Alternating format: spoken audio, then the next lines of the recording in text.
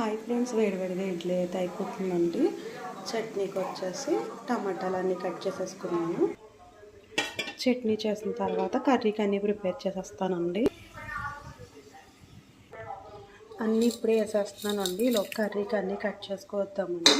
ఇది మగ్గుతూ ఉంటుంది, నాకు కర్రీ కట్ చేయడం అయిపోతుందండి. చట్నీ అయిపోవచ్చిందండి. చల్లారిన తర్వాత మిక్సీ పట్టేసుకుందాము. ఇడ్లీ కూడా అయిపోయిందండి. చల్లారిపోయిందండి, మిక్సీ పట్టేసుకుందాము. బీరకాయ కూరకండి ఉల్లిపాయలు కట్ చేసుకొచ్చేస్తాను. బీరకాయలు అయితే ముందే కట్ చేసేసుకున్నానండి. ఇంకా రైస్ పెట్టేసి కర్రీ పెట్టేసి పెరుగుపాలు పెట్టేసుకుందాము. ఆనియన్స్ అన్నీ కట్ చేసుకొస్తానండి. ఒక పక్క ఎసురు పెట్టేసాను, ఒక పక్క కర్రీకి పెట్టేసి బియ్యం కడిగేసుకుందాము.